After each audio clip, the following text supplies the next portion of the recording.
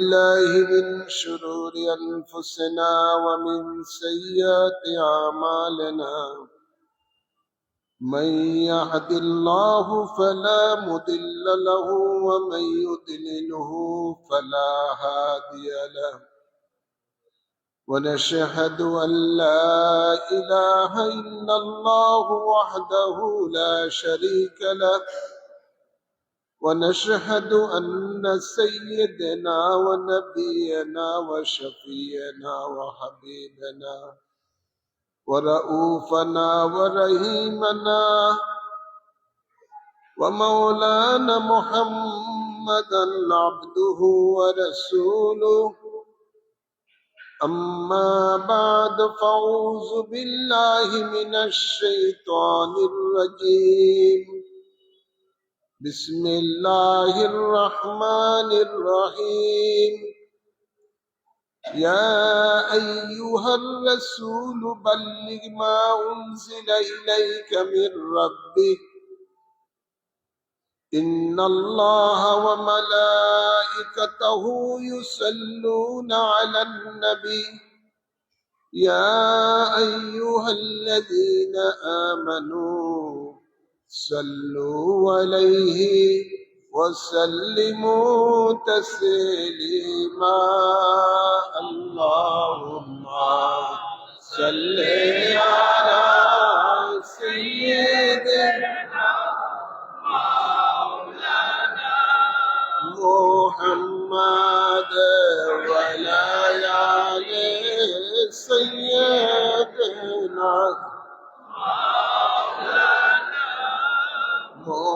محمد اللهم صل على سيدنا مولانا محمد وعلى آل سيدنا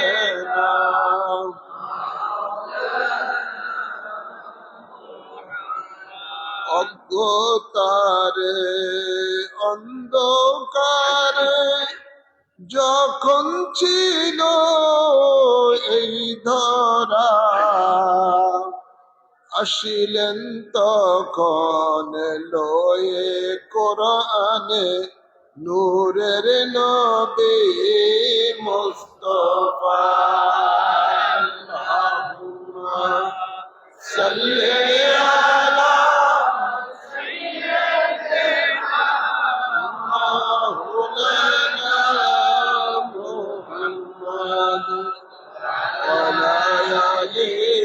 سيدنا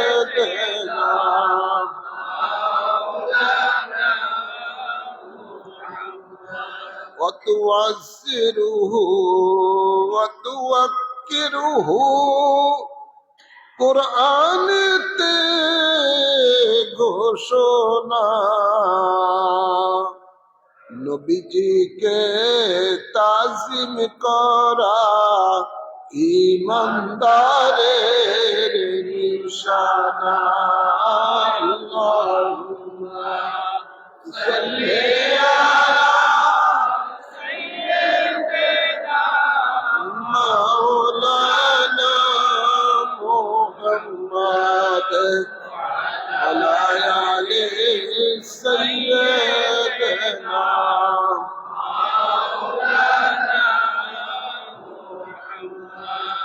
حب رسول حب خدا حدیث পাকে ঘোষণা নবীজিকে ভালোবাসলে জান্নাত হবে ঠিকানা আল্লাহুম্মা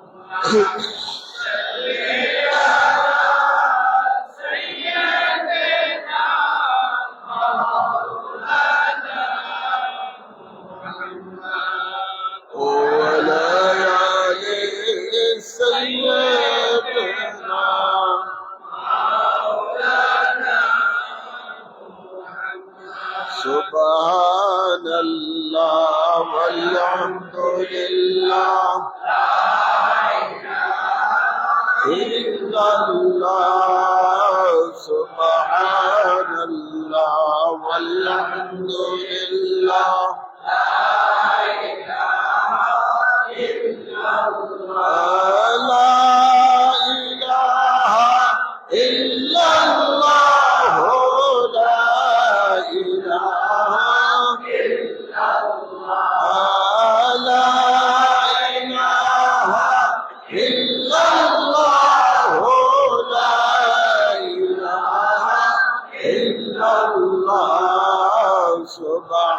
Subhanallah, walhamdulillah, la illallah, subhanallah, walhamdulillah,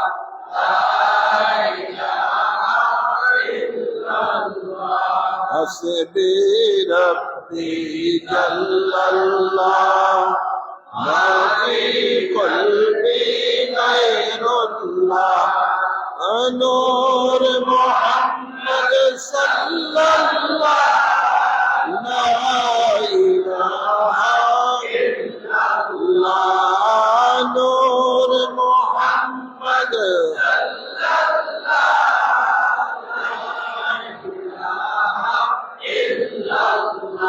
la ilaha illallah, Muhammadur Rasulullah sallallahu alayhi wasallam। উপস্থিত সম্মানিত মুসল্লিয়ানে কেরাম, শুরুতেই মহান রব্বুল ইজ্জতের দরবারে আসুন আমরা শুকরিয়া আদায় করি, যিনি আমাদের সকলকে ঐতিহ্যবাহী বাইতুল ইজ্জত জামে মসজিদের মাঝে পবিত্র জুমার নামাজ আদায় করার জন্য আসার তৌফিক দান করেছেন। এই জন্য মাবুদের দরবারে সকলের শুকরিয়া দান করি আলহামদুলিল্লাহ। অসংখ্য অসংখ্য দুরূদ ও সালাম পেশ করছি সরকারে দো আলম নূর মুজাসসাম শফিউল মুজনবিন রহমাতুল লিল আলামিনের কদম মোবারকে, আল্লাহুম্মা আমিন। সাথে সাথে আরো অসংখ্য দুরূদ ও সালাম পেশ করছি আলে রসুল পাকের কদম মোবারকে, আল্লাহুম্মা আমিন।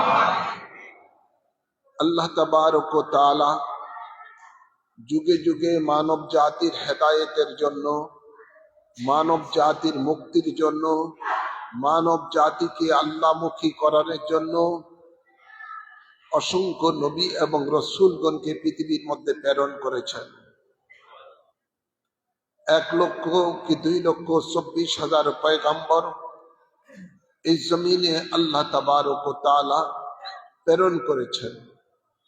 সমস্ত নবী এবং রসুলগণের শেষ নবী শেষ রসুল হলেন আমাদের আকা মাওলা তাজদার মদিনা হযরত মুহাম্মদ মুস্তাফা সাল্লাল্লাহু আলাইহি ওয়াসাল্লাম। আল্লাহর নবী ইরশাদ করেন, আনা খাতুমুন নবিয়িনা লা নবিয়্যা বাদি, আমি শেষ নবী, আমার পরে আর কোন নবী হবে না। নবী হলেন শেষ নবী। নবুতের দরজা আল্লাহ তাবারক ও তাআলা আমাদের নবীর মাধ্যমে সিল করে দিয়েছেন।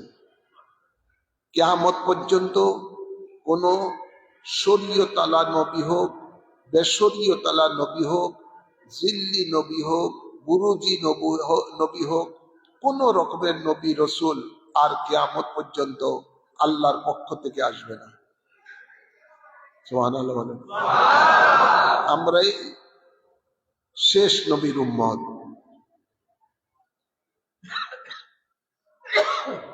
রাসূল পাক সাল্লাল্লাহু আলাইহি ওয়াসাল্লাম কে আল্লাহ নবী এবং রসুল করে প্রেরণ করেছেন। বনি ইসরাইলের জমানার মধ্যে একই টাইমে শত শত নবী ছিলেন।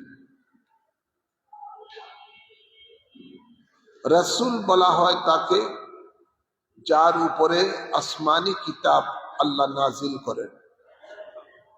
যিনি রসুল তিনি আবার নবীও। আর শুধুমাত্র নবী যারা যাদের উপরে আসমানি কিতাব নাজিল হয় না, শুধু নবী, তারা একজন রসুলের আন্ডারে নবুয়তের দায়িত্ব পালন করে থাকেন।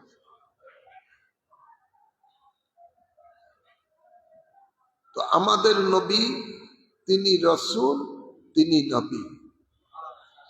আমাদের নবীকে আল্লাহ কোরআনে পাকে রসুল বলে ঘোষণা দিয়েছেন, নবী বলেও ঘোষণা দিয়েছেন। যেহেতু আমাদের নবীর উপরে আল্লাহ আসমানি কিতাব নাজিল করেছেন পবিত্র কোরআন, আমি যে আয়াতে কারিমা তেলাওয়াত করেছি খুতবার মাঝে, সেই ধরনের একটি আয়াত, আল্লাহ এই আয়াতে আমাদের নবীকে রসুল বলে ঘোষণা দিয়েছেন। আল্লাহ কোরআনে পাকে বলেন, ইয়া আইয়ুহার রাসূলু বাল্লিগ মা উনজিলা ইলাইকা মির রাব্বিক। হে রাসূল, আপনার উপরে আপনার রব যাহা অবতীর্ণ করেছেন তাহা আপনি পৌঁছিয়ে দিন। সুবহানাল্লাহ বলেন না? তা আমাদের নবীর প্রতি আল্লাহ কি অবতীর্ণ করেছেন? পবিত্র কোরআন। পবিত্র কোরআন আমাদের নবীর উপরে আল্লাহ নাজিল করেছেন। আল্লাহ বলেন, কাদ জাআকুম মিনাল্লাহি নূরুন ওয়া কিতাবুম মুবিন। নিশ্চয়ই তোমাদের মাঝে এসেছেন আমি আল্লাহ হইতে নূর এবং স্পষ্ট কিতাব, আর সেই কিতাবই হলো পবিত্র কোরআন। হ্যাঁ আমার, অন্য আয়াতে আবার আমাদের নবীকে আল্লাহ নবী বলে ঘোষণা দিয়েছেন। যেমন, ইয়া আইয়ুহান নাবিয়্যু ইন্না আরসালনাকা শাহিদান ওয়া মুবাশশিরান ওয়া নাযীরা। এই আয়াতে আল্লাহ আমাদের নবীকে নবী বলে ঘোষণা দিয়েছেন। তো নবী কাকে বলা হয়? নবী তাকে বলা হয় আন-নবুওয়াতু ইত্তিলাউ আলাল গায়ব, যার উপরে আল্লাহ অদৃশ্যের জ্ঞান দান করেন। অদৃশ্যের জ্ঞান কি? 5 ইন্দ্রিয় থেকে যাহা অদৃশ্য তাকে গায়েব বলা হয়। যাকে আল্লাহ গায়েবের এলেম দান করেন তাকেই নবী বলা হয়। অনেক কোরআনের তাফসীরের মধ্যে দেখবেন নবীর অর্থ পয়গাম্বর লেখে, উর্দু ভাষা পয়গাম্বর। পয়গাম্বর অর্থ পয়গাম পৌঁছানেওয়ালা। কার পয়গাম? আল্লাহর পয়গাম, পয়গাম্বর লেখে। তো এখানের মধ্যে নবী অর্থ হলো প্রকৃতপক্ষে নাবাউন শব্দ থেকে নবীর শব্দের উৎপত্তি। নবী অর্থ হলো আন-নবুওয়াতু ইত্তিলাউ আলাল গায়ব, অদৃশ্যের জ্ঞান যার উপরে আল্লাহ দান করেন তাকেই নবী বলা হয়। সুবহানাল্লাহ বলেন। যেমন কোরআনে রয়েছে, কোরআনে আল্লাহ তাবারক ওয়া তাআলা ইরশাদ করেন যে ওয়া আল্লামাকা মা লাম তাকুন তা'লাম। বন্ধু, যা তুমি জানতে না তা আমি তোমাকে জানিয়ে দিয়েছি। তাফসীরের মধ্যে লেখেন, এ কি জানিয়ে দিয়েছেন? আই ইলমাল গায়ব, অদৃশ্যের জ্ঞান। সুবহানাল্লাহ বলেন না? অদৃশ্যের জ্ঞান। ওমা হুয়া আলাল গায়বি বিতানিন। আল্লাহ বলেন, বন্ধু, আপনাকে যে অদৃশ্যের জ্ঞান আমি দান করেছি আপনি তা বলার মধ্যে বকিলি করেন না। সুবহানাল্লাহ বলেন। তিলকা আম্বাহিল গায়বি নূহিয়া ইলাই। এমনি কোরআনে আরো আয়াত রয়েছে যে যা আপনাকে আমি জানিয়ে দিয়েছি, এটা ওহী করেছি, এটা হলো অদৃশ্যের জ্ঞান, নূহিয়া ইলাই। যাই হোক, তো নবীর অর্থই হলো অদৃশ্যের জ্ঞান। আল্লাহ যাকে দান করেন তিনি হলেন নবী। তো আমাদের নবীকে আল্লাহ যে অদৃশ্যের জ্ঞান দান করেছেন, সেই অদৃশ্যের জ্ঞানকে 5 ইন্দ্রিয় থেকে যাহা অদৃশ্য তাকে গায়েব বলা হয়। চোখে দেখা, কানে শোনা, নাকে ঘ্রাণ নেওয়া, জিহ্বায় স্বাদ গ্রহণ করা, হাতে স্পর্শ করা। এই পাঁচটা ইন্দ্রিয় থেকে যাহা অদৃশ্য তাকেই গায়েব বলা হয়। সেই গায়েবের এলেম আল্লাহ তাবারক ওয়া তাআলা আমাদের নবীকে আল্লাহ দান করেছেন। আল্লাহর নবী যা দরকার ছিল তা উম্মতকে জানিয়েছেন, যেটা প্রয়োজন মনে করেছেন জানিয়েছেন, যেটা প্রয়োজন মনে করেন নাই সেটা জানিয়ে দেন নাই। এক এলেম আছে আল্লাহ খাস আমভাবে সমস্ত উম্মতকে জানিয়ে দিয়েছেন, সমস্ত মানুষকে জানিয়ে দিয়েছেন। আর কিছু এলেম আছে যেগুলো আল্লাহর নবী যাকে পছন্দ করেন খাস খাস ব্যক্তিদেরকে সেই এলেমের দান করেন। আবার কিছু এলেম আছেন আল্লাহ দান করেছেন যেটা আল্লাহ নিষেধ করেছেন আপনি কাউকে এই জিনিসটা বলবেন না, সেটা আপনার আমার মধ্যে সীমাবদ্ধ। যেমন কোরআনে পাকে কতগুলো আয়াত আছে হুরুফে মুকাত্তিআত, যেমন আলিফ লাম মিম, আলিফ লাম মিম, ইয়াসিন, তাহা, হামিম, আইন সাদ, এরকম কতগুলো আছে না, এগুলোকে বলা হুরুফে মুকাত্তিআত। এসব অর্থ, এইসব শব্দের, এই শর্টেন শব্দের অর্থ একমাত্র আল্লাহ এবং রাসূলই জানেন। এটাও এর মধ্যে, যেমন জিবরাইল আমিন একদা রাসূলের পাকের কাছে এসে বলেন আইন হা মিম আইন সাদ, আল্লাহ নবী বলেন ফাইমতু। জিবরাইল আমিন বলেন ইয়া রাসূলুল্লাহ আমি তো জানি না। নবী বলেন তোমার জানার প্রয়োজন নাই, যিনি যার কাছে পাঠিয়েছেন সেখানে সেটার মধ্যেই জানা সীমাবদ্ধ। তো নবী পাক সাল্লাল্লাহু আলাইহি সাল্লামকে আল্লাহ কোরআনে পাকে বলেন আর রহমানু আল্লামাল কোরআন, রহমান আপনাকে কোরআন শিক্ষা দিয়েছেন। আল্লাহ শিক্ষক, রাসূলে পাক হলেন ছাত্র। তো এলে কোরআনের মধ্যে যত রকমের অদৃশ্যের জ্ঞানের কথা আছে সব অদৃশ্যের জ্ঞানই আল্লাহ তাবারক ওয়া তাআলা তার হাবিবকে জানিয়ে দিয়েছেন। কিছু নবী পাক ওই যে তিন ভাগে এটা বিভক্ত, আম ভাবে কিছু আছে সব আল্লাহ বলেন মধ্য সব এই কথাটা গায়েবের সংবাদ সবাইকে আপনি জানিয়ে দেন, সবাইকে আম ভাবে জানিয়ে দিচ্ছেন। আবার কিছু জ্ঞান আছে গায়েবের জ্ঞান যেটা আল্লাহ নবী খাস খাস কিছু মানুষকে জানিয়েছেন। আবার কিছু জ্ঞান যেটা কাউকে জানানো যাবে না, আল্লাহ এবং রাসূলের মধ্যে এটা সীমাবদ্ধ। সুবহানাল্লাহ বলেন না। তো এখানে আল্লাহ তাবারক ওয়া তাআলা তার হাবিবকে নবীও বলেছেন কোরআনে পাকে, রাসূল বলেছেন। এখন আসুন যে কথার মধ্যে আমি যাচ্ছি সেটা হলো নবী আর রাসূল দুটোটাই আল্লাহ কিয়ামত পর্যন্ত সিল করে দিয়েছেন। সুবহানাল্লাহ বলেন না। কিছুদিন আগে একটা বাইকটা হুজুর আছে রফিকুল ইসলাম না, রফিকুল ইসলাম মাদানী, একবার তার ফেসবুকে একটা ভাইরাল হয়ে গেছে একটা বক্তব্য। সে বলতেছে তা আমার ওস্তাদের আমার নবী। নাউযুবিল্লাহ বলেন। তার এখন মনে হয় পাবেন হয়তো বা ফেসবুকে চার্জ দিলে, তা আমার ওস্তাদগণই আমাদের নবী। নাউযুবিল্লাহ বলেন না। এগুলো কখনো বলা যাবে না। নবী একমাত্র আমাদের নবী একজনই, বিশ্ব মানুষের মুসলমানের নবী একজনই, তিনি হলেন মুহাম্মাদুর রাসূলুল্লাহ সাল্লাল্লাহু আলাইহি ওয়াসাল্লাম। তিনি আমাদের নবী, তিনি আমাদের রাসূল। হ্যাঁ আমার বাবার আমার, তো নবীর পরে নবী আসবে। যেই নবীগুলি আসবে এই নবীগুলি সম্বন্ধে আল্লাহ বলে, আল্লাহর হাবিব বলেন এরা দাজ্জাল, এরা কাজ্জাব। এরা দাজ্জাল, এরা কাজ্জাব।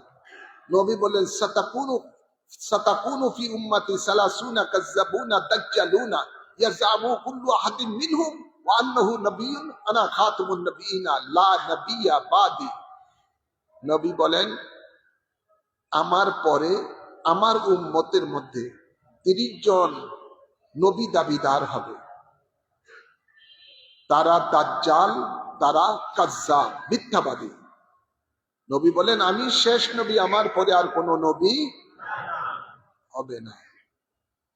ইতিহাস যদি আপনারা দেখেন, হযরতে সিদ্দিক আকবর রাদিয়াল্লাহু তাআলা আনহুর জামানার মধ্যে এক মুসলমান, নাম তার মুসাইলামা কাজ্জাব।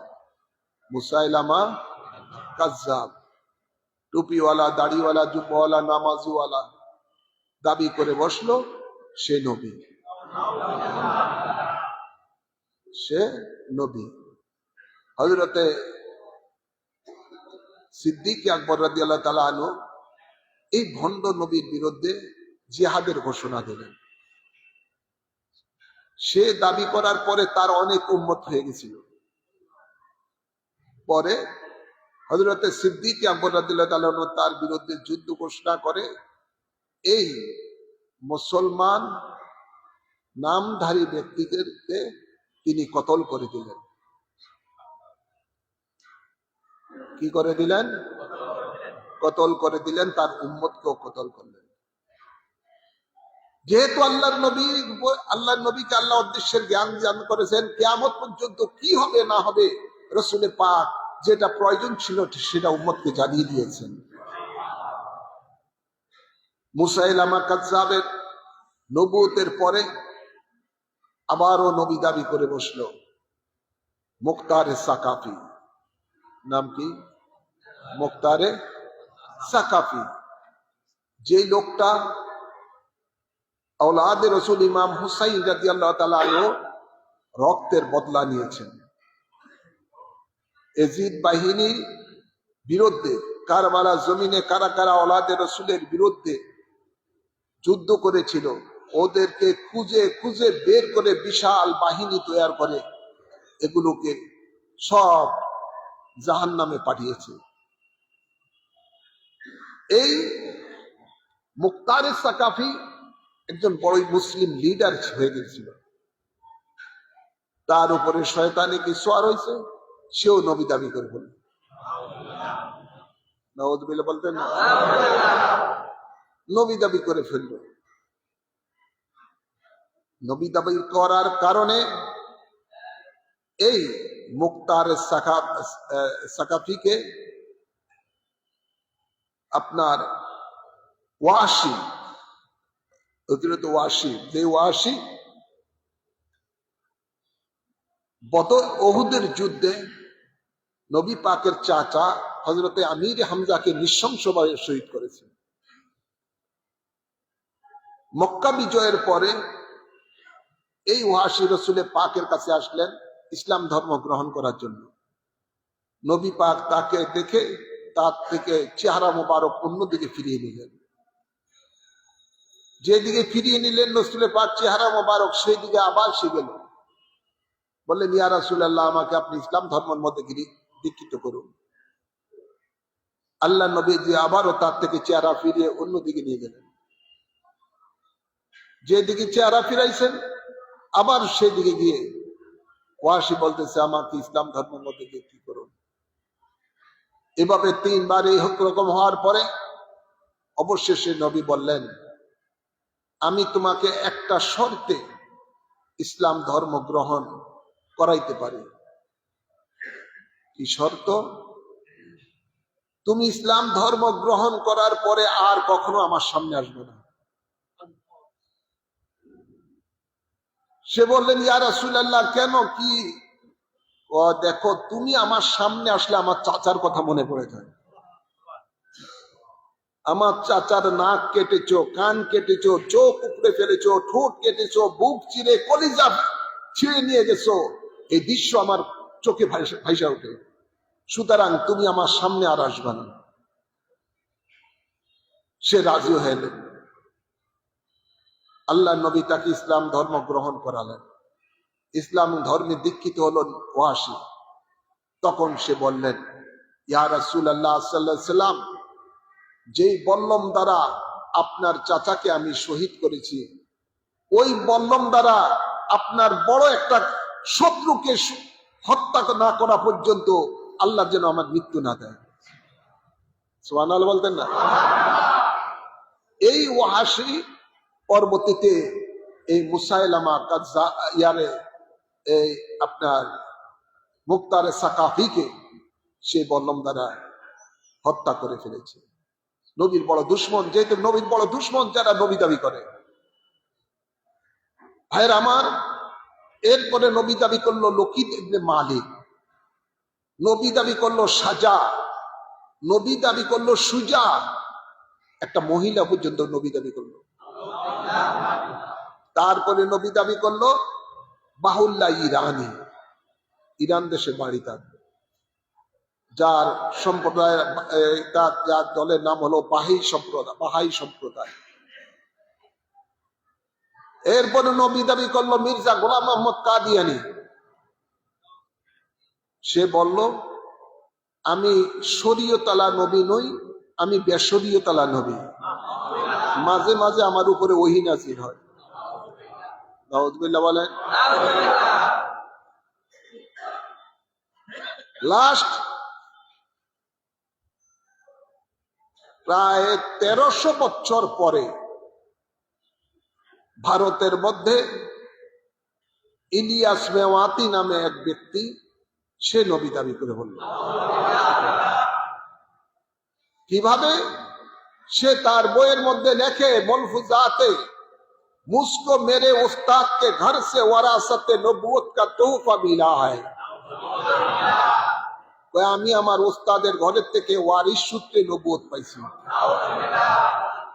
ওয়ারিস সূত্রে নবী কেমন? যেমন ইয়াকুব আলাইহিস সালামের সন্তান ইউসুফ আলাইহিস সালাম ওয়ারিস সূত্রে নবুয়ত। কথা বুঝছেন না? যেমন ইব্রাহিম আলাইহিস সালামের সন্তান ইসমাইল আলাইহিস সালাম নবী, যেমন মুসা আলাইহিস সালাম নবী, তার ভাই হারুন আলাইহিস সালাম নবী, ওয়ারিস সূত্রে নবী। সে বলতেছে মুঝको मेरे उस्ताद के घर से वरासत नबूवत का तोहफा मिला है। উর্দু ভাষায় লেখা আছে, মলফুজাতে তার লেখা। তো সে নবী দাবি করে ফেলল। নবী দাবি করার পরে সে নতুন একটা দিন বানালো। সেই দিনটা কি? 6 উসুলের একটা দল। ইসলামের উসুল হলো, ইসলামের স্তম্ভ হলো, আল্লাহর নবী বলেন বুনিয়াল ইসলামু আলা খামসিন শাহাদাতি লা ইলাহা ইল্লাল্লাহ ওয়া আন্না মুহাম্মাদার রাসূলুল্লাহ ওয়া ইকামিস সালাত ওয়া ইতাইজ যাকাত ওয়া সাওমি রমাদান ওয়া হজ্জিল বাইতি ইন ইসতাতা ইলাইহি সাবিলা। নবী বলেন ইসলামের স্তম্ভ হলো 5টি, কলেমা, নামাজ, রোজা, হজ, যাকাত। অর্থাৎ এই স্তম্ভগুলিকে উসুল বলা হয়। আরবিতে কি বলা হয়? বেনা বলা হয়, উসুল বলা হয়।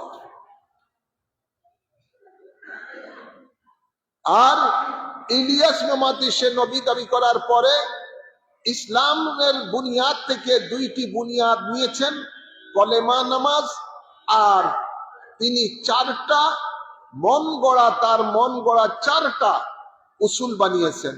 একটা হলো একরামুল মুসলিমিন, আরেকটা হলো তাসলিমিয়ত, আরেকটা হলো নফর ফি সাবিলিল্লাহ, আরেকটা হলো যিকর ও তালিম।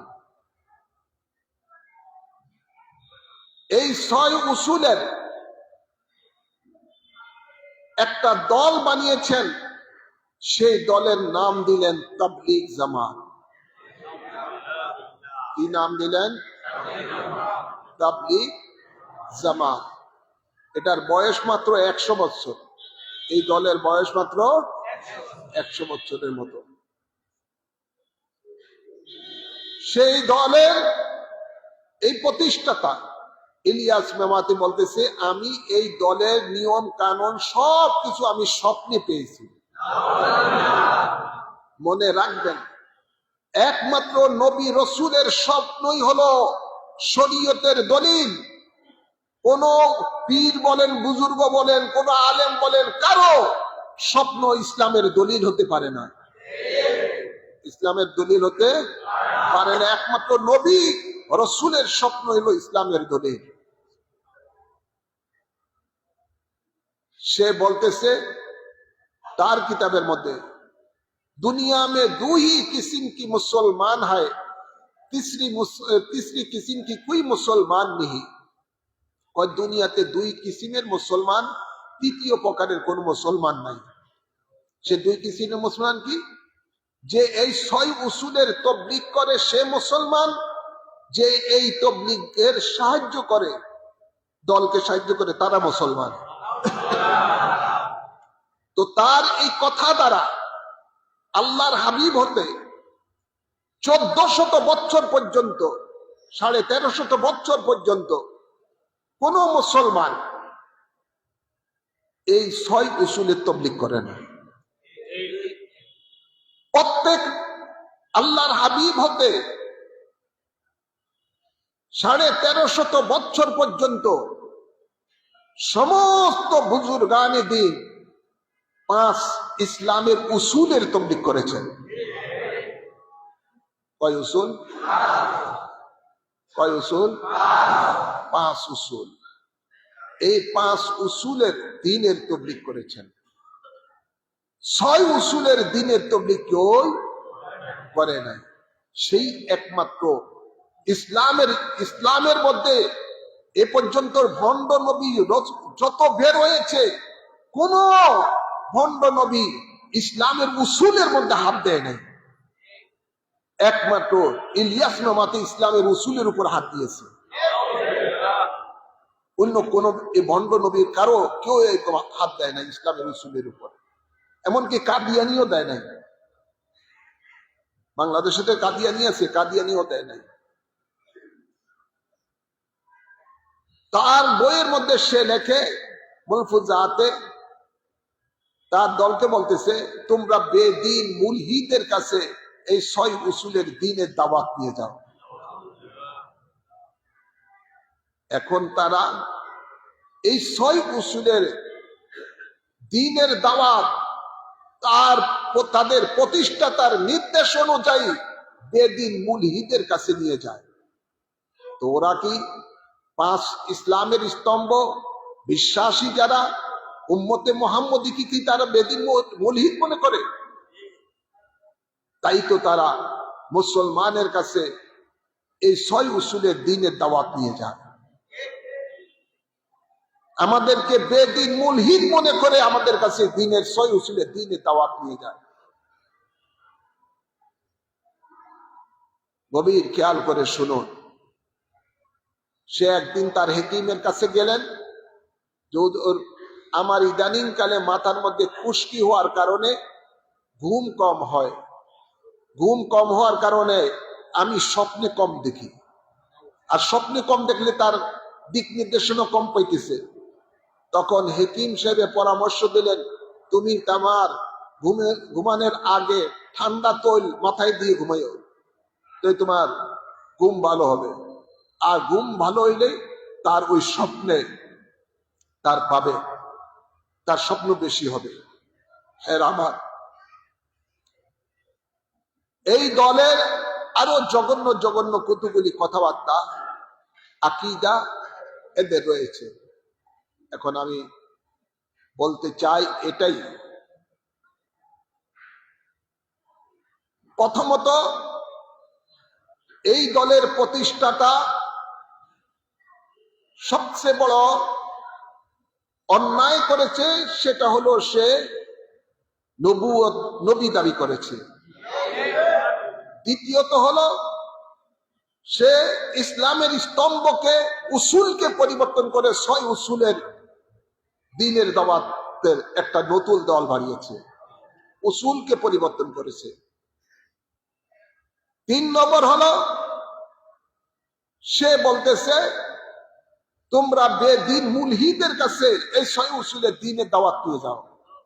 তো তারা উম্মতে মুহাম্মদের মধ্যে যারা 5 উসুলের বিশ্বাসী তাদের কাছে তাদেরকে বেদিন মুলহিদ মনে করে উম্মতে ইলিয়াসি বানানোর জন্য তারা কাজ করতেছে। 4 নম্বর হলো রসুলে পাক সাল্লাল্লাহু আলাইহি ওয়াসাল্লাম দ্বীনের দাওয়াত, কোরআনের দাওয়াত কার কাছে দিয়েছেন? যারা মূর্তি পূজারী, যারা পশু পাখি পূজারী, যারা গাছপালা পূজারী, যারা চন্দ্র সূর্য পূজারী, যারা পানি পূজারী, যারা আগুন পূজারী, এদের কাছে রসুলে পাক দ্বীনের দাওয়াত নিয়ে গেছেন। আর এই দ্বীনের দাওয়াত নিয়ে দেওয়াটাই নামই হলো তাবলীগ। আল্লাহ বলেন, ইয়া আইয়ুহার রাসূল বাল্লিগ মা উনজিলা ইলাইকা মির রাব্বিক। বাল্লিগ থেকে তাবলীগের শব্দের উৎপত্তি। যে আপনার রাসূল, আপনার উপরে আপনার রব যাহা অবতীর্ণ করেছেন তা আপনি পৌঁছিয়ে দেন। তো রাসূল পাক সাল্লাল্লাহু আলাইহি সাল্লাম এই কোরআন পৌঁছিয়েছেন, দ্বীনের দাওয়াত পৌঁছিয়েছেন কার কাছে? বিধর্মীদের কাছে। বিধর্মীদের কাছে ধর্মের দাওয়াত পৌঁছানোর কারণে 1 লক্ষ কি 2 লক্ষর উপরে বিধর্মী মুসলমান হয়েছে। সুবহানাল্লাহ বলেন। আর বর্তমানে ইলিয়াস মেমাতির তাবলীগের ধারা হলো মুসলমানের কাছে যা দ্বীনের দাওয়াত দেওয়া। মনে রাখবেন, তাবলীগ হলো একমাত্র বিধর্মীদের কাছে, আর মুসলমানের কাছে হলো তাসগীর, ওয়াজ নসিহত। আল্লাহর নবীজি দ্বীনের তালিম, তাসগীর মসজিদের মধ্যে দিতেন কার কাছে? মুসলমানের কাছে। আর তাবলীগ করেছেন বিধর্মীদের কাছে। কোরআনের দাওয়াত পৌঁছিয়েছেন বিধর্মীদের কাছে, যারা আল্লাহর ইবাদত ছেড়ে দিয়ে গায়রুল্লাহর ইবাদতে লিপ্ত ছিল। বিদায় হজের দিনে আরাফাতের ময়দানে লক্ষ জনতাকে সামনে নিয়ে আল্লাহর নবী যে খুতবা দিয়েছিলেন, সেই খুতবার মধ্যে নবী বলেছেন, আমি কি তোমাদের কাছে আল্লাহর দ্বীনের দাওয়াত পৌঁছাই নাই? সমস্বরে সকলে আওয়াজ দিলেন, ইয়া রাসূলুল্লাহ সাল্লাল্লাহু আলাইহি সাল্লাম, অবশ্যই আপনি আমাদের কাছে দ্বীনের দাওয়াত পৌঁছেছেন, যার কারণে আজকে আমরা সকলে মুসলমান। তখন আল্লাহর নবী আকাশের পানে তাকালেন, শাহাদাত আঙ্গুল মোবারক উঁচু করলেন, বললেন, হে আল্লাহ, তুমি সাক্ষী থেকো, তুমি সাক্ষী থেকো, তুমি সাক্ষী থেকো। এই লক্ষ জনতা আরাফার ময়দানে সাক্ষ্য দিচ্ছে, আমাকে যে দায়িত্ব দিয়ে দুনিয়াতে পাঠিয়েছো দ্বীনের দাওয়াত দেওয়ার জন্য, আজকে আমার দায়িত্ব আমি পরিপূর্ণ করলাম।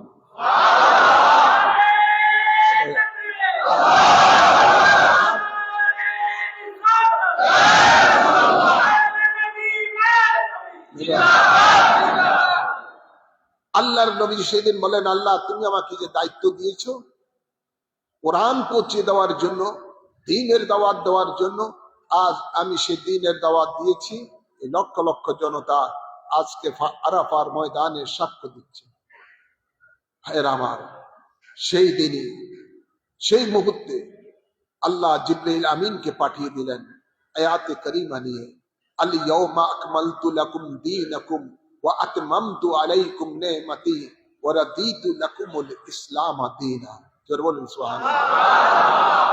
আজ আমি তোমাদের জন্য দ্বীনকে পরিপূর্ণ করে দিলাম। সুবহানাল্লাহ বলেন না? দ্বীনকে পরিপূর্ণ করে দিলেন। এই আয়াত নাজিল হওয়ার পরে সকল সাহাবায়ে কেরামেরা খুশিতে আত্মহারা। আল্লাহ আমাদের জন্য দ্বীন আজকে কমপ্লিট করে দিলেন, পূর্ণাঙ্গ করে দিলেন। যে দ্বীনের প্রতি আল্লাহ সন্তুষ্টি, আল্লাহর নিয়ামত রয়েছে। ভাইয়ের আমার, এই আয়াতে কারিমা নাজিল হওয়ার পরে লক্ষ লক্ষ সাহাবায়ে কেরামেরা খুশি, কিন্তু এর মধ্যে একজন রয়েছেন যিনি রসুলে পাকের সুখের সাথী, দুঃখের সাথী, হিজরতের সাথী। তিনি কান্না শুরু করে দিলেন, চোখের পানি ফেলে দিলেন, চোখের পানি ফেলে কাঁদতেছেন। লোকেরা জিজ্ঞাসা করলেন, আমরা সবাই আনন্দিত এই আয়াতে কারিমা নাজিল হওয়ার কারণে, আপনি কাঁদছেন, আপনার দুঃখ কিসের? সিদ্দিক আকবর রাদিয়াল্লাহু তাআলা আনহু বলতেছেন, তোমরা তো জাহিরিটা দেখলা, বাতিনিটা তো দেখলা না। আল্লাহর নবী তো এসেছেন আল্লাহর জমিনে আল্লাহর দ্বীনকে কায়েম করার জন্য। ওনার ডিউটি শেষ যখন হয়ে যাবে, উনি তো আর আমাদের মাঝে থাকবেন না। আমি কাঁদতেছি এই জন্য যে নবী আমাদের মাঝে আর বেশি দিন থাকবেন না। সুবহানাল্লাহ বলেন। তাই আমি কাঁদতেছি, আশিক বুঝে মাশুকের ব্যাপার। হ্যাঁ আমার বাবারা আমার, সেটাই ছিল রসুলের পাকের জীবনের শেষ বিদায় হজ, শেষ ভাষণ। তো কথা বলতেছিলাম এটাই যে আল্লাহ দ্বীনকে কমপ্লিট করে দিয়েছেন, পূর্ণাঙ্গ করে দিয়েছেন। এর কোন একটা বিধি বিধান কিয়ামত পর্যন্ত কোন পীর বলেন, বুজুর্গ বলেন, আলেম বলেন, মুফতি বলেন, কারো অধিকার নাই দ্বীনের উসুলকে বাড়ানো কমানো। দ্বীনের উসুলকে বাড়ানো কমানো কারো কোনো অধিকার নাই, যেহেতু আল্লাহ দ্বীনকে কমপ্লিট করে দিয়েছেন, পরিপূর্ণ করে দিয়েছেন।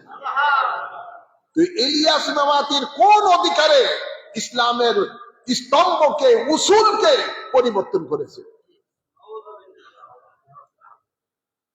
এই জন্য বলেছি, যত ভণ্ড নবী বেরোয়েছে পর্যন্ত কেউ ইসলামের উসুলের উপরে হাত দেয় নাই, কিন্তু ইলিয়াস, ল্যাংড়া ইলিয়াস মেওয়াতি এটার উপরে হাত দিয়েছে। 5 ইসলামের স্তম্ভকে পরিবর্তন করে দিয়ে 6 ইসলামের স্তম্ভ বানিয়েছেন। 6 উসুলে, দেখবেন পত্রিকায়ও আসে 6 উসুলের তবলিগ। নবী করেছেন 5 উসুলের, 6 উসুল। এখন ভাইয়েরা আমার, বাবার আমার, নবী তাবলীগ করেছেন। নবী সাহাবায়ে কেরামদেরকে বলেছেন আরাফাতের ময়দানে, বাল্লিগু আন্নি ওয়ালাউ কানা আয়াতান, তোমাদের কাছে যদি কোরআনের একটি আয়াতও থাকে সেটা মানুষের কাছে পৌঁছে দাও যেখানে এই কোরআনের আয়াত পৌঁছে নাই। সাহাবায়ে কেরামেরা সেই দিন আরাফার ময়দানে হজ সমাপ্ত করে যে যেদিকে পেরেছেন আল্লাহর নবীর নির্দেশে এই দ্বীনের দাওয়াত বিধর্মীদের কাছে নিয়ে গেছেন। সুবহানাল্লাহ বলতেন না? এই 5 উসুলের দ্বীনের দাওয়াত মানুষের কাছে নিয়ে গেছেন, কোরআনের দাওয়াত মানুষের কাছে নিয়ে গেছেন। এই দাওয়াত দিতে গিয়ে অনেক সাহাবায়ে কেরাম ইসলামের শত্রু দ্বারা আক্রান্ত হয়ে শাহাদাতের পেয়ালা পান করেছেন। এই দ্বীনের দাওয়াত সারা পৃথিবীর মধ্যে ছড়িয়ে পড়েছে আল্লাহর নবীর নির্দেশে। আমরা দেখতে পাই আল্লাহর নবীর এই হুকুম পালন করেছেন সাহাবায়ে কেরামেরা, তাবিনেরা, তাবে তাবিনেরা, আইম্মে মুজতাহিদিনেরা। রাসূল পাকের নির্দেশ ক্রমে এই দ্বীনের দাওয়াত বিধর্মীদের কাছে নিয়ে গেছেন, ইসলাম ধর্মের দাওয়াত। গাউসে পাক বলেন, খাজা গরিবে নওয়াজ বলেন, আল্লাহর নবীর নির্দেশে, গায়বী নির্দেশে ভারতবর্ষে এসে 92 লক্ষ বিধর্মীকে নবীর তাবলীগ করে ইসলাম ধর্মের মধ্যে এনেছেন। গাউসে পাক এমনি ভাবে বিধর্মীদের কাছে দ্বীনের দাওয়াত তাবলীগ করতে করে অসংখ্য বিধর্মীকে মুসলমান করেছেন। বাহাউদ্দিন নকশবন্দি বিধর্মীদের কাছে এই দ্বীনের তাবলীগ করে তারা অসংখ্য বিধর্মীকে ইসলাম ধর্মের মধ্যে দীক্ষিত করেছেন। মুজাদ্দিদ আল-ফিসানি নবী পাকের এই দ্বীনের দাওয়াত বিধর্মীদের কাছে পৌঁছিয়েছেন, অসংখ্য বিধর্মী মুসলমান করেছেন। সুবহানাল্লাহ। আমাদের মহান মুর্শিদকে স্বপ্নে যোগে আল্লাহর নবী নির্দেশ দিয়েছেন, হে আবেদ যাও দ্বীনের দাওয়াত পৌঁছাও, দ্বীনের দাওয়াত মানুষের কাছে, বিধর্মীদের কাছে পৌঁছাও। আল্লাহর নবীর নির্দেশে তিনি মদিনা শরীফ থেকে হিজরত করে ভারতে এসে অসংখ্য বিধর্মীকে মুসলমান করেছেন। আমরা যদি দেখতে পাই বাংলার জমিনের মধ্যে বাবা শাহজালাল মুজাদ্দিদ ইয়ামানি আল্লাহর নবীর নির্দেশেই, গায়বী নির্দেশেই এদেশে এসে বিধর্মীদেরকে ইসলাম ধর্মের দাওয়াত দিয়েছেন, তাবলীগ করেছেন। করার কারণে প্রায় তিনি 9 লক্ষ বিধর্মীকে মুসলমান করেছেন। এমনি ভাবে ওনার সাথে 360 আউলিয়া কেরাম যারা এসেছেন, তারাও বাংলার বিভিন্ন এলাকার মধ্যে বিধর্মীর কাছে দ্বীনের দাওয়াত দিয়েছেন। যারা মূর্তি পূজারী, আগুন পূজারী, বিভিন্ন গাছপালা পূজারী, পশু পাখি পূজারী, এদের কাছে দ্বীনের দাওয়াত, কলেমার দাওয়াত নিয়ে গেছেন। নিয়ে নেওয়ার পরে ওনারা মুসলমান হয়েছে। এটার নাম হলো নবিয়ানা তাবলীগ। এটার নাম হলো নবিয়ানা, বিধর্মীদের কাছে ধর্মের দাওয়াত নিয়ে যাওয়া। এটা হলো নবিয়ানা তাবলীগ। এখন বর্তমান ইলিয়াস মেমাতির গ্রুপেরা বলে তো আমরা নবিয়ানা তাবলীগ করি। আরে তোমরা যদি নবিয়ানা তাবলীগ করো তাহলে মুসলমানের মসজিদে কেন, মুসলমানের কাছে কেন? তোমরা তো যাবা গির্জার মধ্যে, তোমরা যাবা পেগোডার মধ্যে, তোমরা যাবা বিভিন্ন বিধর্মীদের ধর্মীয় উপাসনালয়ে, বিভিন্ন বিধর্মীদের কাছে যে দ্বীনের দাওয়াত দাও। তোমরা বিধর্মীদের কাছে দ্বীনের দাওয়াত না দিয়ে আজকে দেখা যায় বহু খ্রিস্টানেরা মুসলমানের কাছে তাদের খ্রিস্টান ধর্মের দাওয়াত দেওয়া দিয়ে হাজারো হাজারো লক্ষ লক্ষ উম্মতে মুহাম্মদীকে খ্রিস্টান বানাইতেছে। কথা বুঝছেন না? এখানে আমরা দেখি উত্তরবঙ্গের সব বিভিন্ন জায়গার মধ্যে, আপনার ওই যে খাগড়াছড়ি বলেন, ওখানের মধ্যে বিভিন্ন জায়গার মধ্যে খ্রিস্টানেরা তাদের মিশনের কাজ চালাইতেছে। আর এইভাবে তারা তবলিগ করে তারা তার মুসলমানকে খ্রিস্টান বানাইতেছে। তারা এগুলো তো করবে না, করবে মসজিদের মধ্যে উম্মতে মুহাম্মদের কাছে যারা 5 উসুলের বিশ্বাসী, তাদের কাছে, নামাজের কাছে তোমরা যাও, বেঈমানের কাছে যাও না। আমরা দেখতে পাই যারা এই ইলিয়াস মেমাতির 6 উসুলের তাবলীগের বিশ্বাসী, যারা এগুলো লিডার, আমার নিজে কানে শোনা মামুনুল হক এক বক্তব্যের মধ্যে বলে, তোমরা যত পারো হিন্দুদেরকে লক্ষ্য করে বলেন, তোমরা যত পারো মূর্তি বানাও, পূজা করো, আমরা তোমাদেরকে পাহারা দিব। ফেসবুকের মধ্যে আমি দেখলাম। এটা ইলিয়াস মেমাতির অনুসারীদের বক্তব্য হলো এটাই। এবং তারা আমরা নিজে দেখলাম আজকে এই ইলিয়াস মেমাতির এই 6 উসুলের তাবলীগের বিশ্বাসীরা এবারকার দুর্গা পূজার মধ্যে লম্বা জামা পরে বড় লাঠি হাতে নিয়ে পাহারা দিতেছে। আল্লাহ নবী কখনো এটা করেছেন? কথায় কথায় তারা বলে তোমরা সহি হাদিসে নাই, সহি হাদিসে নাই, সহি হাদিসে নাই। আরে সহি হাদিস কোন একটা জাল হাদিস দ্বারা প্রমাণ করো। কোন নবী কখনো নবী কোন বিধর্মীর পূজা মণ্ডপের মধ্যে যাইয়া পাহারা দিছে? কোন সাহাবী দিছে? কোন তাবিন দিছে? ইমাম মুফতাহিদিন দিছে? কেউ তো দেয় নাই। পূজা মণ্ডপের মধ্যে যাইয়া তোমরা পান্ডি মাথায় দিয়া লম্বা জামা পরিয়া তোমরা লাঠি নিয়ে খড়ে থাকো, আবার সেখানে যেয়ে তোমরা গীত পাঠ করো, আবার সেখানে শুকরিয়া আদায় করো যে তোমরা এই ডিউটি করতে পারছো। নাউজুবিল্লাহ বলেন না? আওয়াজ করে বলেন নাউজুবিল্লাহ। নবী বলেন আমি জমিনের মধ্যে আমি প্রেরিত হয়েছি জমিন থেকে মূর্তি পূজা মিটিয়ে দেওয়ার জন্য। আর ওরা পাহারা দেয়। নবীর ভবিষ্যৎবাণী ছিল আমার উম্মতের মধ্যে এক গ্রুপ চলে যাবে, এসব মূর্তি পূজারীর সাথে মিশে যাবে, আবার আরেক গ্রুপ এদেরকে সাহায্য করবে। তাই বর্তমানে আমরা দেখতে পাই আজ এই ইলিয়াস মেমাতির গোষ্ঠীরা, আপনারা দেখেন এরা আসলে কি পক্ষান্তরে, আসলে তো এই গ্রুপটা হলো এজিদি গ্রুপ। তাদের একটা উসুল আছে, একরামুল মুসলিমিন, মুসলমানকে সম্মান করা। মুসলমানকে একরাম করা মানে সম্মান করা। কি সম্মানটা তারা চিল্লা দিতে 59 কোটি হজের সওয়াব টঙ্গিতে পাবে, এই ধরনের মিথ্যা ফতুয়াবাজি করে কি একরাম করছে? এক ভাই আরেক ভাইয়ের মাথার মধ্যে বাড়ি দিয়া তার মগজ ফাটাই দিছে। সব দখলের মতন। কিসের দখলের মতন?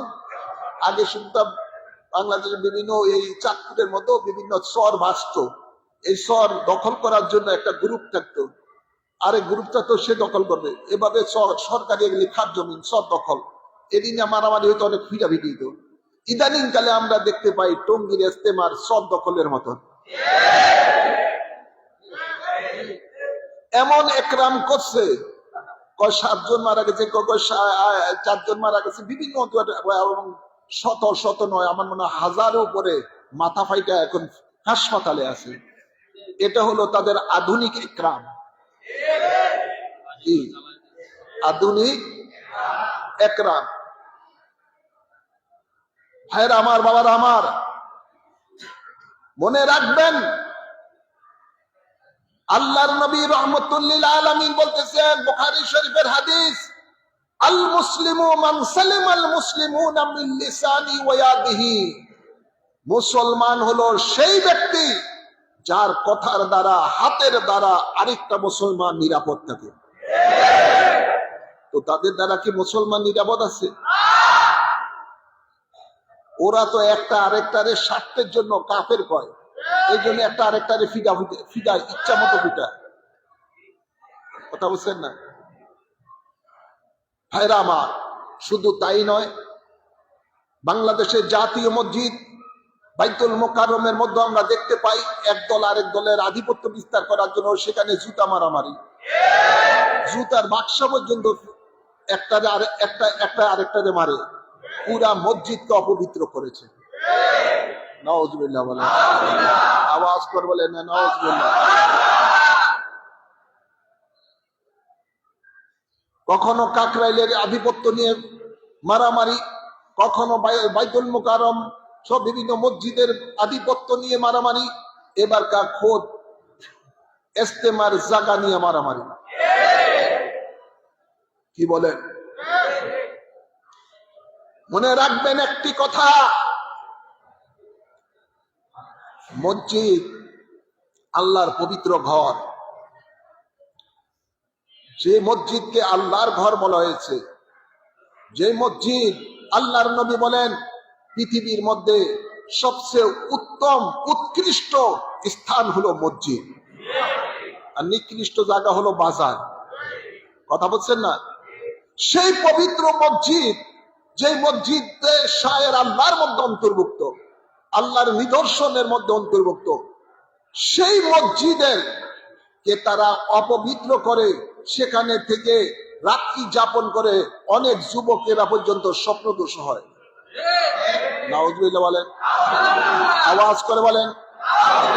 এদের কাছে তো এটা এখন সাধারণ ব্যাপার। আজকে এদেরই একজন মাদ্রাসার মুহতামিম ভুয়া হিল্লা বিয়ার নামে ভুয়া বিয়া এটা করে মসজিদের মধ্যে সেখানে জেনা করে ফেলল। এই গাজীপুরে শ্রীপুর, নাউজুবিল্লাহ বলেন না, গত 3-4 দিন আগে গাজীপুরে। তোদের কাছে মসজিদ কোন ওইরকম তাদের কাছে সাধারণ ব্যাপার মনে হয়, সেখানে এখন অপবিত্র করতে করতে সেখানে এখন জিনার স্থান বানিয়ে দিয়েছে। আওয়াজ করে বলেন নাউজুবিল্লাহ। কিছুদিন আগে দেখলাম সেই মুর্শিদপুর শেরপুরের মধ্যে মসজিদের মধ্যে আগুন লাগিয়ে দিয়ে মসজিদের এরকম আপনার মিম্বর পর্যন্ত জ্বালিয়ে দিয়েছে। মসজিদের মধ্যে কোরআন শরীফ ছিল তাও জ্বালিয়ে দিয়েছে। আজ এদের দ্বারা মসজিদ নিরাপদ না, এদের দ্বারা মানুষের জান মাল নিরাপদ না।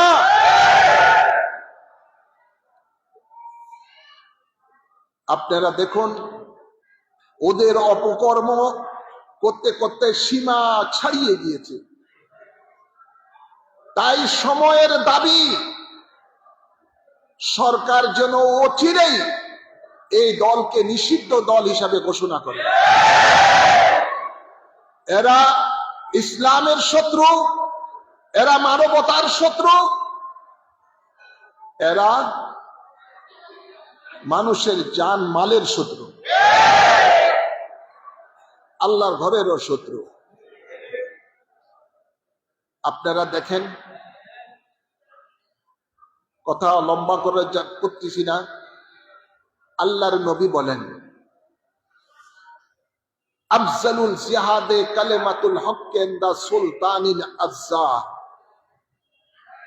সবচেয়ে বড় জিহাদ হলো জালিমদের বিরুদ্ধে কথা বলা। জালিমদের বিরুদ্ধে কথা বলা হলো সবচেয়ে বড় জিহাদ। আমরা কি আজও পর্যন্ত এই দলের থেকে কোন এই ধরনের জালিমদের বিরুদ্ধে প্রতিবাদ করার কোন বিশ্ব পৃথিবীর মধ্যে কোন মানুষ এখনো দেখতে পায় নাই? উদাহরণস্বরূপ, এই দল এমন একটি দল যেই দলের পক্ষ থেকে জালিমদের বিরুদ্ধে কোনো কথা আসে না। ইরাকের মধ্যে লক্ষ লক্ষ মুসলমানদেরকে আমেরিকা বোম মেরে, তার যৌথ বাহিনী বোম মেরে লক্ষ লক্ষ মুসলমানকে শহীদ করেছে। এদের পক্ষ থেকে, এদের দলের পক্ষ থেকে কোনো প্রতিবাদ নাই। বলেন, আজকে ফিলিস্তিনের মধ্যে, সিরিয়ার মধ্যে, লেবাননের মধ্যে, আজকে সেখানে ইসরায়েল এবং আমেরিকার দোসরেরা লক্ষ লক্ষ মুসলমানের সন্তানদেরকে, নিরপরাধ মানুষদেরকে বোমা মেরে মেরে শেষ করে দিচ্ছে। এদের তরফ থেকে কোনো প্রতিবাদ নাই, কোনো প্রতিবাদ নাই। ভারতের মধ্যে বাবরি মসজিদ সহ বিভিন্ন মসজিদ এবং বিভিন্ন মুসলমানের মা বোনদেরকে ইজ্জত নষ্ট করতেছে, বিভিন্ন মসজিদ ভাঙচুর করতেছে। এদের পক্ষ থেকে কোনো প্রতিবাদ নাই। পার্শ্ববর্তী রাষ্ট্র মায়ানমার মধ্যে হাজারো হাজারো মুসলমানদেরকে তারা জ্বালিয়ে পুড়িয়ে শেষ করে দিয়েছে। বাংলাদেশের মধ্যে প্রায় 12 থেকে 15 লক্ষ মুসলমান মায়ানমার মুসলমানের মধ্যে আশ্রয় নিচ্ছে। এই দেশের মধ্যে লক্ষ লক্ষ মানুষকে তারা শহীদ করে দিয়েছে। এদের পক্ষ থেকে কোনো প্রতিবাদ নাই। আছে প্রতিবাদ? কোনো প্রতিবাদ নাই। বাংলাদেশের মধ্যে যত অত্যাচারিত সরকার অতীতে ছিল বা যা ছিল, কখনো তাদের দল থেকে কোনো প্রতিবাদ নাই। ইরে বাবা, প্রতিবাদ কেন নাই?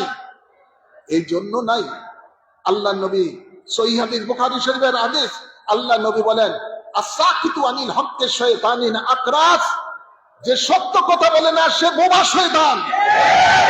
ওদের তো ঈমান নাই, যার কারণে সত্য কথা বলে না। ওদেরকে ভিসা, আপনি যদি চেষ্টা করেন আমেরিকার ভিসা পাবেন না, ইউরোপ কান্ট্রির ভিসা পাবেন না, ওদের ইসরায়েলের ভিসা পাবেন না। কিন্তু এরা যখন যায়, পাসপোর্ট কাকরাইল থেকে যায়, এদের ভিসা হয়ে যায় অটোমেটিক, দলে দলে যায়। কেন? সমস্ত পেট্রো ডলার গুলো তাদের হাতে আসে। আজকে এই টঙ্গী দখল, এটা ইজতেমা দখল, এটা কিন্তু বাহ্যিক ব্যাপার নয়। মূল ব্যাপারটা হলো তাদের অর্থ। আপনার এই অর্থ নিয়েই যত তাদের মধ্যে কেলেঙ্কারি, ভাগবাটোরা নিয়ে। আজকে আমি বলতে চাই এটাই, যে এই দল স্পষ্ট একটা গুমরাহী দল, স্পষ্ট একটা সন্ত্রাসী দল। এবং এই দলের লোকেরাই বিভিন্ন জায়গায় জায়গায় মাজার শরীফের মধ্যে আক্রমণ করেছে, এবং তাদের হাতে এরকম লাঠি দেখতেছি, এই লম্বা লাঠি তাদের কাছে আছে। তারা এগুলো প্রশিক্ষণ দেয়, তাদের গোপন আস্তানা আছে, সেগুলো প্রশিক্ষণ দেয়। এখন তো ঘর কা আগ ঘর মে লাগ গিয়া, ঘর কা আগ ঘর মে লাগ গিয়া। এখন এই বাতিলের মধ্যে এখন চলছে দ্বন্দ্ব। এটা আরো ইনশাআল্লাহ আরো জমবে, আরো জমবে, আরো জমবে। সামনে খেলা এখনো বাকি আছে, এখনো। কেন বাকি আছে বলবেন না? এই জন্য বলবো, এরা যখন এই লাঠি নিয়া মসজিদ আগে আগুন দিয়েছে, বিভিন্ন মাজার শরীফে ভাঙচুর করেছে, আগুন দিয়েছে, আরে আল্লাহ ছেড়ে দেয় না। এখন ওই লাঠি, যে লাঠি দিয়ে বিভিন্ন দরবারে আক্রমণ করেছে, মাজারে আক্রমণ করেছে, ওই বিভিন্ন জায়গায় আগুন দিয়েছে, এখন তাদের টঙ্গীর ইজতেমার মধ্যেই আগুন জ্বলছে। আর ওদের ওই লাঠি দ্বারা একটা আরেকটাকে মারতেছে। এটা আল্লাহর মায়ের দুনিয়ার ভাই। আল্লাহ বলেন, মান আদালি ওয়ালিয়ান ফাকাদ আযানতু বিল হারব। আমার ওলিদের সাথে যারা দুশমনি করে আমি আল্লাহ তার বিরুদ্ধে যুদ্ধ ঘোষণা করে দেই। এখন যুদ্ধ চলছে, আমরা ইমানদারেরা দেখতে থাকবো, আল্লাহর যুদ্ধ চলছে বাতিলের বিরুদ্ধে। হ্যাঁ আমার বাবার, আমার আলোচনা দীর্ঘায়িত করছি না, শুধু আপনাদেরকে দেশবাসীকে এই ব্যাপারে সতর্ক করে দিচ্ছি। এই তথাকথিত ইলিয়াসের স্বপ্নপ্রাপ্ত তবলিগ একটা ভ্রান্ত দল, ইমান বিধ্বংসী দল, একটা সন্ত্রাসী দল।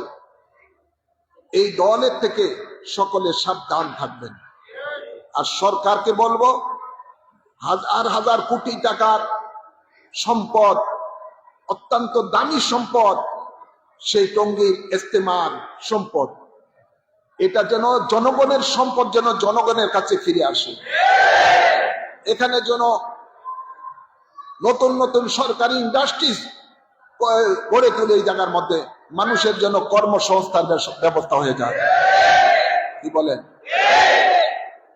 আল্লাহ কবুল করুন, আমিন বলেন।